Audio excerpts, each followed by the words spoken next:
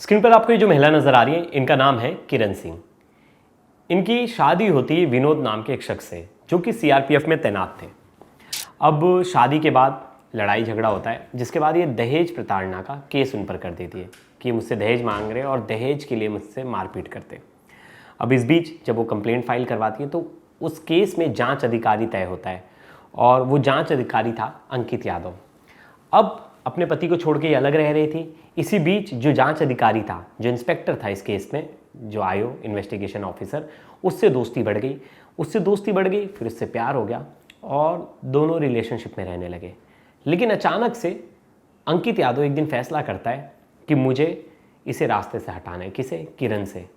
और वो किरण को जान से मार देता है, किरण का मर्डर कर देता है। मर्डर कर कर उसकी डेड बॉडी न्यूड हालत में फेंक देता है कहीं ले जाकर।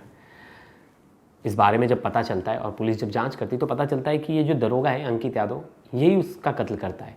लेकिन जो कत्ल की वजह थी वो बड़ी हैरान करने वाली थी। हम इस वीडियो में वही जानेंगे कि क्यों इसने अपने पति पर केस किया दहेज प्रताड़ना का, उसके बाद इसके साथ ये रिलेशनशिप में आई और इन दोनों के बीच में ऐसा क्या हुआ कि जो दरोगा अंकित यादव खुद कातिल बन गया और मर्डर कर कर लड़की को फेंक दिया।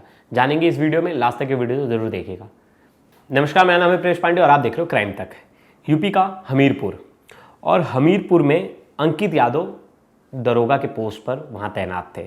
2023 बैच के ये दरोगा हैं और 2024 में इन्हें महोबा पोस्टिंग मिली। महोबा के बाद करबाई थाना जो था वहाँ ये तैनात हो गए।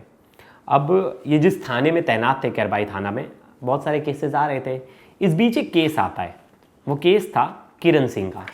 किरण सिंह जो थी वो करबाई की ही रहने वाली थी और बताया जा रहा था कि उनका आपसी विवाद है। तो वो बहुत बार पुलिस स्टेशन जाती कंप्लेंट कराने, लेकिन उनकी कंप्लेंट नहीं हो पाती।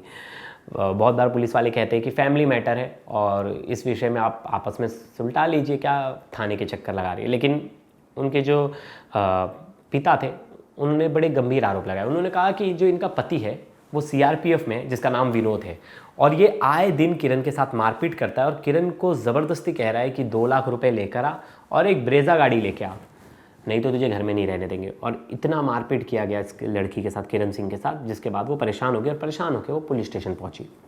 अब कुछ दिन बाद पुलिस जो है इस मामले में कंप्लेंट ले लेती है लड़की की, और जो सीआरपीएफ अधिकारी है उसको, उसके खिलाफ, विनोद के खिलाफ और उसके घर वालों के खिलाफ दहेज का मामला जो है वो दर्ज कर लिया जाता है। लड़की का मेडिकल वगैरह भी कराया जाता है और बाकी जो प्रोसेस है वो सब चीज़ किया जाता है। जिसके बाद किरण सिंह जो है अपना मामला दर्ज करा के, कंप्लेंट दर्ज करा के घर लौट आती है। मामला दर्ज कराने के बाद उनके केस में एक इन्वेस्टिगेशन ऑफिसर दिया जाता है।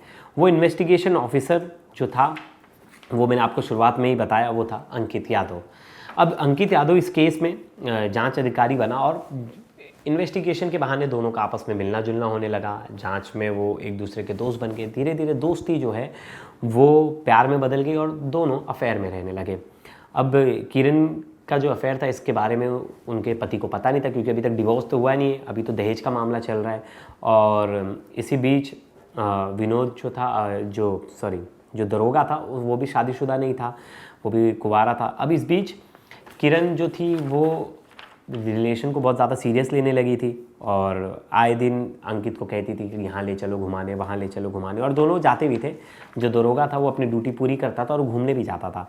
इन दोनों का रिलेशन ठीक ठाक समय चला, लेकिन अब किरण डिसाइड कर रही थी कि मुझे विनोद को छोड़ना है, जो उसका पति है सीआरपीएफ में, उसे छोड़ना है और मुझे अंकित यादव से शादी करनी है। अब अंकित यादव शादी के लिए तैयार नहीं था। उसने तो ये रिलेशनशिप सिर्फ इसलिए बनाया था कि वो अपनी जो इच्छाएं थी वो पूरी कर ले, और टाइम पास वाला रिलेशनशिप। तो ये रेडी नहीं होता, अंकित यादव रेडी नहीं होता। बोलता है, उसके मन में एक सवाल था कि अपने पहले पति के साथ इसका केस चल रहा है, कल को आगे जाकर मेरे साथ भी केस हो गया और ये पुलिस थाने चल गई तो मुझे प्रॉब्लम हो जाएगी। इस बात को लेकर अंकित यादव ने डिसाइड कर लिया था कि मुझे इससे शादी नहीं करनी। वहीं किरण सिंह जो उसे बार बार कहती थी कि नहीं, तुम्हें मुझसे शादी करनी पड़ेगी, इस चीज़ को लेकर उस पर दबाव बना रही थी। अब ऐसे में अंकित सोचता है, अगर मैं इससे पीछा कैसे छुड़ाऊँ। तो उसके एक ख्याल आता है कि अगर मैं इसे ऐसे छोड़ूंगा तो ये मेरी भी कंप्लेंट कर देगी कि इसने मुझे शादी का झूठा झांसा दिया और मेरे साथ इसने गलत चीज़ें की। तो इसके मन में एक आइडिया आता है, बोलता है कि इसको रास्ते से ही हटा देता हूँ, तो मैं इसका मर्डर कर देता हूँ। अब इस बीच जो अंकित है वो इसको बोलता है चलो एक दिन घूम के आते, बाहर चलते हैं, और वो 12 नवंबर की तारीख चुनता है और बोलता है कि चलो बाहर घुमा के लाता हूँ तुम्हें। तो किरण जो थी वो रेडी हो जाती है और 12 नवंबर को उनके साथ घूमने निकल जाती है। अब रास्ते में इसी बात को लेकर, शादी ब्याह के बात को लेकर झगड़ा होता है। वो कहते हैं कि मैं तुमसे शादी नहीं कर सकता, मेरे घर वाले नहीं मानेंगे, कि हमारा जो जात धर्म है, हमारे मतलब धर्म बोल रहा हूँ, हमारी जो जाति है वो अलग है और हमारे घर वाले नहीं मानेंगे। तो वो कहती है बाकी सब चीज़ करने के लिए तुम्हारे घर वाले मतलब दूसरे कास्ट में अलाउड करते हैं और इन सब चीज़ों के लिए नहीं। इसी चीज़ को लेकर दोनों में बहसबाजी हुई और दोनों की लड़ाई इतनी ज़्यादा हो गई कि अंकित ने गाड़ी में एक रॉड रखा था और उसने रॉड निकाला और रॉड से ही कम से कम 4 से 5 बार लड़की को मारा। किरण की मौका वारदात पे ही मौत हो जाती है। अब किरण की पहचान ना हो पाई, इसलिए उसका जो पूरा सामान था वो निकाल लिया, लड़की के पूरे कपड़े निकाल दिया और लड़की के कपड़े निकाल कर डेड बॉडी को उसने सड़क किनारे फेंक दिया। अब इस बारे में किसी को कुछ पता नहीं और ये वापस आ गया अपने घर, जो दरोगा है मार के। अब 13 नवंबर को जो लोकल लोग थे वो जो रास्ते से जा रहे थे तो उन्होंने एक डेड बॉडी दी, उसके बारे में पुलिस को इत्तला की। पुलिस मौका वारदात पर पहुंचती है, पोस्टमार्टम के लिए डेड बॉडी को भेज दिया जाता है। पता चलता है कि लोहे के रॉड से मारा गया, जिसकी वजह से जो लड़की है उसकी मौत हो गई। फिर पुलिस जब जांच करती तो पता चलता है कि उसका केस चल रहा है उसके पति के साथ। तो पहला शक जाता है कि उसके पति ने मारा होगा, विनोद ने, क्योंकि उसके साथ दहेज का केस चल रहा है। तो पुलिस जांच कर रही होती, उसी बीच देखती जो ये महिला है किरण जो है उसकी बातचीत अंकित से बहुत ज़्यादा हो रही थी। पुलिस जाती है, अंकित से पूछताछ करती है, जो कि खुद दरोगा है। वो बोलता है अरे मेरे पास जांच थी तो भाई मैं जांच कर रहा था इसलिए मेरी बातचीत होती थी और ऐसा कुछ नहीं है। लेकिन ये दरोगा साहब खुद तो इतने चालाक थे, इतने सारे जांच करते थे, इन्होंने एक गलती कर दी थी। इनका जो मोबाइल लोकेशन था वो उन्होंने चालू रखा था और जिस जगह गए थे, जिस जगह डेड बॉडी मिली थी, वहाँ दरोगा की लोकेशन मिली थी। और दूसरी चीज़, जो आखिरी कॉल था वो भी दरोगा का था, जिसके बाद ये शक सच में बदल गया कि इसके पीछे तो दरोगा है। फिर दरोगा की जो कॉल हिस्ट्री निकाली गई, उनके मैसेज डिटेल खंगाले गए जो महिला थी, तो पता चला कि ये दोनों रिलेशनशिप में थे और दरोगा बहुत सारी चीज़ें छुपा रहा है। फिर पुलिस ने कड़ाई से पूछताछ की, दरोगा को अरेस्ट किया। तो दरोगा ने सब कुछ बता दिया। दरोगा ने बताया कि ये मुझ पर शादी का दबाव बना रही थी और मैं इससे शादी नहीं करना चाहता था। जब ये अपने पति से परेशान होकर आई थी तो हम दोनों के बीच में बातचीत होती थी और वो बातचीत थोड़ी आगे बढ़ गई और हम दोनों के बीच में कुछ ऐसी चीज़ें हुई जिसको मैं प्यार नहीं कहता था और वो प्यार मान कर बैठी थी। इसी बीच हम दोनों के बीच में लड़ाई हुई कि वो कह रही थी कि अब तुम मुझसे शादी करनी पड़ेगी और मैंने शादी का कुछ भी नहीं सोचा था, जिसके बाद मुझे लग रहा था कि मैं कहीं ना कहीं फंस ना जाऊँ, इसलिए मैंने इसे मार दिया।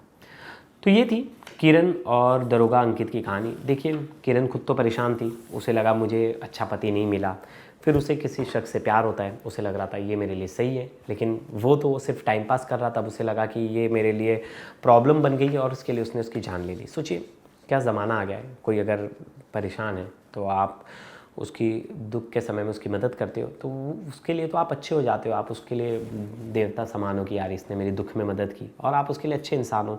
इस बीच उस शख्स को आपसे प्यार हो जाता हो, आप पे भरोसा करता है और आप उसके साथ ऐसा कुछ कर देते हो। तो ये कहानी बड़ी हैरान करने वाली है।